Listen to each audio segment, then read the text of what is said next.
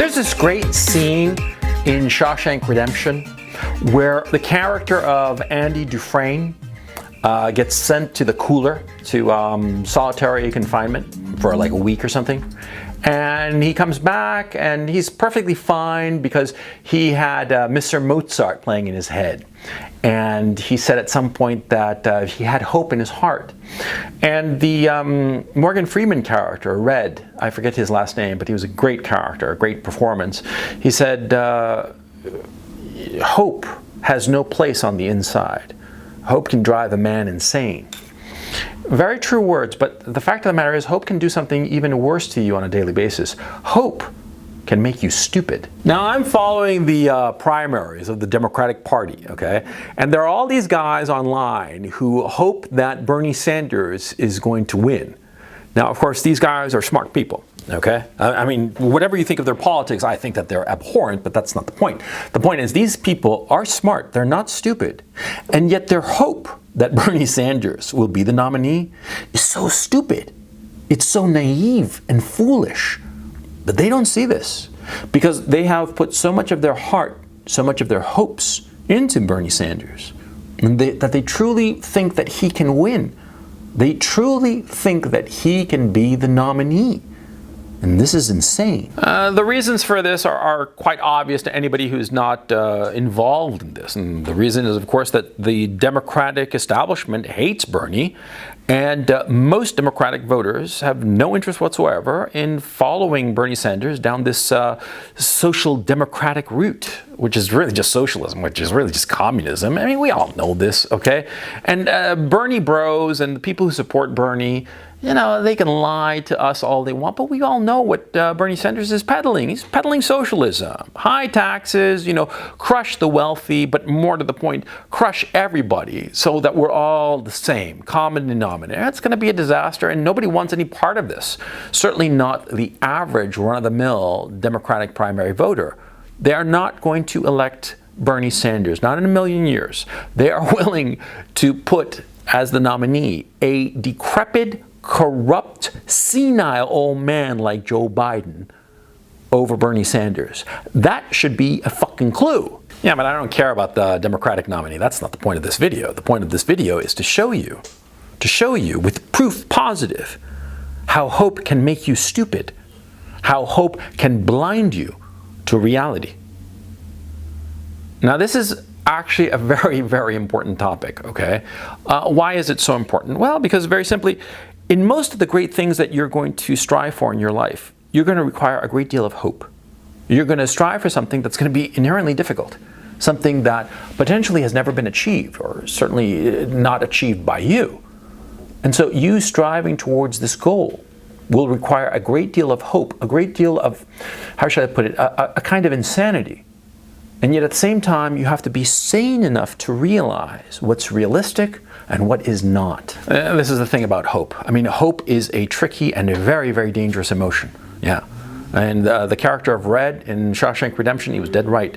Hope can drive a man insane because you have hope and you can see the mountaintop you're striving towards. You can see it. You can taste it practically. You see how close you are to the thing that you want so badly, so desperately. Yeah? And it's that hope that blinds you to how real it is for you to reach that mountaintop. Yet at the same time, of course, without hope, you can never reach that mountaintop.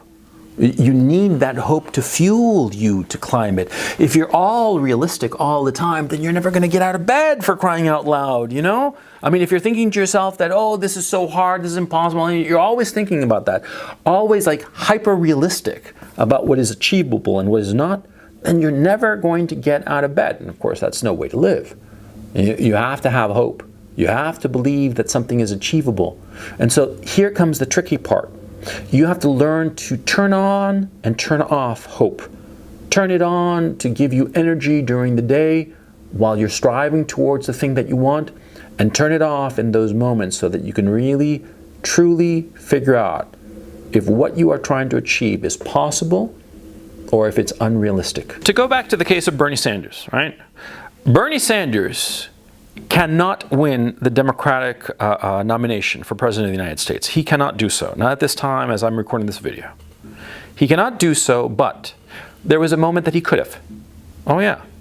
If he had made peace with the Democratic establishment, if he had somehow come to an agreement, if he had taken on some running mate that had been approved by the Democratic establishment, then he might have had a realistic shot.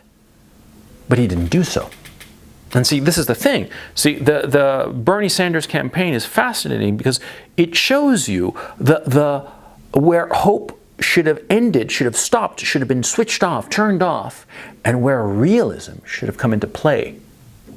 It's all good and fine to root for your candidate, but if Bernie Sanders had really done something to play the game, to be realistic in his chances, he would have had to, of necessity, alienate some of his cheerleaders who are just unrealistic fools for the most part. But by embracing the Democratic establishment in order to achieve the nomination, it would have shown that the hope put in him was not misplaced. On the contrary, if he'd shown a little bit of pragmatism, a little bit of realism, a little bit of understanding that he had to deal with the devil, like it or not.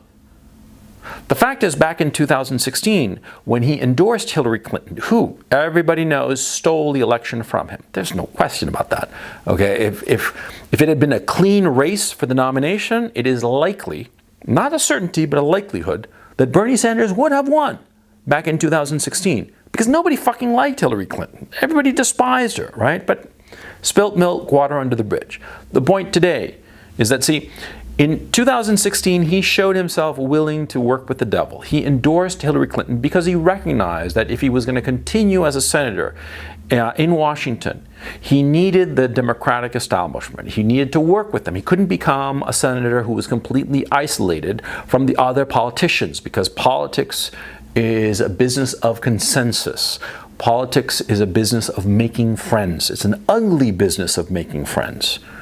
And see, if Bernie Sanders had been realistic and really trying to achieve the Democratic nomination, in this go-around in 2020, back in early January, at the latest, late January, he would have reached out to one of the viable candidates, one of the viable establishment candidates, like Buttigieg, like Kamala Harris, like who knows who, it doesn't matter who, and brought that person on board as his running mate.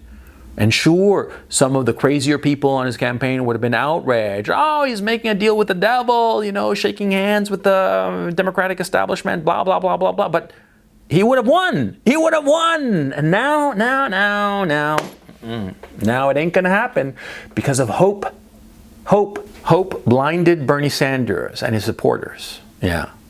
They were hopeful. They thought to themselves, oh yes, we can reach this. We can reach this goal. They didn't understand the enemies arrayed in front of them. Or more to the point, it's not that they didn't understand the enemies that they had in front of them. They refused to engage them. They refused to look at them. They acted stupidly by pretending that they weren't there, that those enemies, the Democratic establishment, wasn't there. Instead of really marshaling their resources to defeat them, which was not really possible, or making a deal with them, which was, they just soldiered on blindly, and now they're getting slaughtered. Bernie Sanders is not going to be the nominee, and he's going to get decimated, and more likely than not, because of this campaign, he will cease to be an effective senator for Vermont. Because you think that the senators in the U.S. Senate are going to forgive him for this? The Democratic senators? Fuck no. They're going to make him pay the price. He will be an ineffective senator from Vermont. His political career will be over. He will be just a third wheel in the Senate. Again, I'm not trying to make a political video. I don't care, frankly. Or let me phrase that. I understand exactly what's going on, and since I know what's going on, I can predict it. I no longer care because it's, you know, it's a solved puzzle. It's no longer interesting. The Bernie Sanders campaign only matters because it shows you how hope can make you stupid, which is the point of this video. You're doing something, whatsoever that may be, some prize that you're striving towards, some mountaintop, right? You got to be thinking to yourself at once, hopefully, to give you the energy to continue, and at the same time, realistically, switching off hope and looking at things as they actually are, no matter how ugly and no matter how much it hurts. Realism has to be your best friend. Hope is a luxury. The thing is, though, of course, that without hope, you can never achieve anything worthwhile. Luxury though it is, and it is, without hope, you can never achieve anything worthwhile. And so that's why it's so dangerous and yet so essential. Because if you could achieve whatever you want without hope, then, just kick it to the curb and forget about it. Yeah, I wouldn't be doing this video, for crying out loud. If you didn't need hope, but you need it. It's the fuel to push the engine forward. Yeah, it's your illusions. Yeah, that's what it is. Hope is an illusion, and that illusion can drive you forward and potentially help you get to the mountaintop, or in point of fact, not help you, rather, it'll be the essential component for you to reach your mountaintop. You will need hope, when without hope you won't succeed. But at the same time, hope can be so dangerous, so deadly, so destructive. And each one of us learns to dial down his hope. Yeah? Because you have to dial it down. You have to switch it off. You, me, everyone. Each of us has to figure out how to handle hope. And some men live their entire lives dreaming pie-in-the-sky nonsense, and they never achieve anything. And they go from failure to failure to failure, And their heads are full of hope. I mean, there was this uncle of mine. He was such a nice man. Yeah, his name was Julio. And he had all this pie-in-the-sky hopes, and they all failed. They all failed. Every single thing that he ever tried in life failed, But he was so hopeful and happy, But a failure, a dreadful failure, and he never succeeded at anything, and his life was just sadness, to tell you the truth. And on the other hand, you have men who have no hope in their hearts, and their lives are just dour and pathetic, and it's just miserable, right? And they pull everybody down, see? Because these guys who claim to be so realistic, they just shoot everybody's hopes and ambitions down. It's just unpleasant to be around them because it's just a big old downer, right? Well, those are the extremes. Don't be at the extremes. No. Try to be at the healthy moderation of hope. Have hope, but don't let it rule you. Be realistic, but have hope to drive you forward. It's a tricky balance. There's no secret formula or rule to abide by. And there are moments when it is darkest, when you have to shove hope into your heart like a crazy man with a shovel. You see what I'm saying? And there are other times when you are at moments of great decisions in what you're doing, where you have to shut off hope in its entirety and look at things as they actually are. And this is a tricky thing. And there's nobody to teach you this. It's something that you have to learn by experience. Yeah? And that's the thing. Nobody can teach you this. You have to learn it. It's like riding a bicycle. People can tell you about it, as I'm trying to tell you here now. People can tell you how to do it, and some guy might come along and explain the physics of it and all the rest of it. But you can only learn how to ride a bicycle by doing it and potentially crashing. The fact is the same with hope, and therein lies a rub. When you learn to ride a bicycle, the more often you fail, the more you learn. Same with hope. And that's why when you're young, try everything and hope for the best. And always try. No matter how absurd, just give it a go. Because the fact of the matter is you'll fail. You'll fail, and sometimes your hope will blind you, and sometimes the hope will make you stupid. But in those failures, especially when you are young, especially when those failures are relatively minor, as you fail, you will start to understand hope. And you will understand the uses of hope. Hope is a dangerous thing. But at the same time, it is essential. You cannot have a great life without hope.